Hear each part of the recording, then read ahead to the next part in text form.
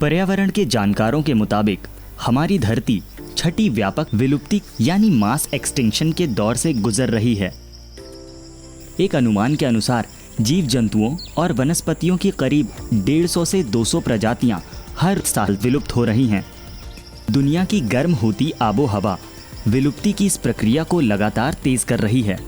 लेकिन अगर ऐसी खबरों के बीच करीब इंडेंजर्ड मानी जाने वाली प्रजाति से संबंधित पौधे की एक नई प्रजाति के बारे में पता चले तो जाहिर है ये हम सभी के लिए सुकून देने वाला होता है। और ये सुकून देने वाली खबर आई है भारत के पूर्वोत्तर क्षेत्र मिजोरम से, जहां बागवानी फसलों के फलने फूलने की विस्तृत संभावनाएं हैं, जिसे प्राकृतिक संपदा का अद्भुत खजाना कहा जा सकता है। लेकिन इस दुर्गम क्षेत्र के कई हिस्से अभी भी हमारे और आपकी पहुंच से अछूते हैं। यहाँ वनस्पतियों की ऐसी प्रजातियां मौजूद हैं जिनके बारे में बहुत कम पता किया जा सका है।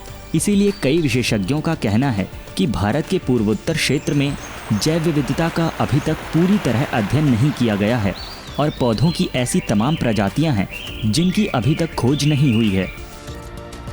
हाल ही में भोपाल के Indian institute of science education and research के शोधकर्ताओं ने अफ्रीकी वायलेट परिवार से जुड़े पौधे की नई प्रजाति खोजी है। ये पौधा भारत के मिजोरम और पड़ोसी देश म्यांमार के कुछ क्षेत्रों में पाया गया है। डिडिमोकॉर्पस विकीफंकी नाम की ये प्रजाति फिलहाल मिजोरम में 3 स्थानों सहित पड़ोसी देश म्यांमार के कुछ इलाकों में पाई गई है। लगभग लुप्त प्राय माने जाने वाली पौधे की ये प्रजाति पेड़ों पर उगती है और मानसून के समय इसमें हल्के गुलाबी रंग के फूल आते हैं। इस प्रजाति का नाम अमेरिका के स्मिथसोनियन इंस्टीट्यूट की प्रतिष्ठित वनस्पति विज्ञानी विकी एन फंग के नाम पर रखा गया है। Paper that is being highlighted right now is one of those species and it belongs to हमारी ताज़ा खोज अफ्रीकी वॉयलेट परिवार की प्रजातियों में से एक है। इस पौधे की खोज हमारे शोधार्थी श्री प्रसन्ना ने की थी।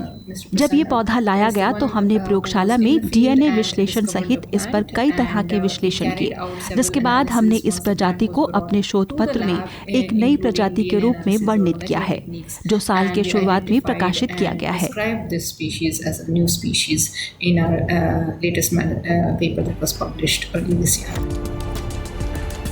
आइसर भोपाल की टीम को ये सफलता डिडिमोकॉर्पस पौधे के विकास और जीवन का अध्ययन करने के दौरान मिली।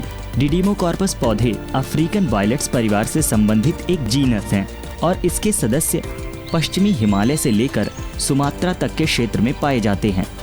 इनमें से अधिकांश प्रजातियां संकीर्ण एंडेमिक्स हैं, जिन्हें जीवित रहने के लिए विशेष आवासों की आवश्यकता होती है।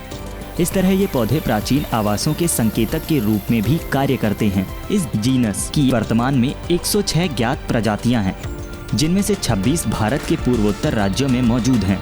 अध्ययन के दौरान एक ऐसा पौधा देखा गया जो सभी ज्ञात वनस्पति रूपों से अलग था और एक लंबे परीक्षण के बाद इस पौधे को नई प्रजाति के रूप में वर्णित किया गया है। There's a lot of scope in that in the northeast to discover and पूर्वोत्तर की जैव विविधता में हमारे लिए इस दिशा में खोज और अन्वेषण करने की बहुत गुंजाइश है। पूर्वोत्तर की सबसे दिलचस्प बात दक्षिण पूर्व एशिया से इसका कनेक्टिंग लिंक है। हम उत्तर पूर्व भारत को भारतीय वनस्पतियों और दक्षिण पूर्व एशिया की वनस्पतियों के बीच एक प्रकार के बड़े पुल के तौर पर देखते हैं। इन दोनों बड़े क्षेत्रों में पौधों का कैसे आदान प्रदान हुआ, ये हमारे शोध का प्रमुख बिंदु है।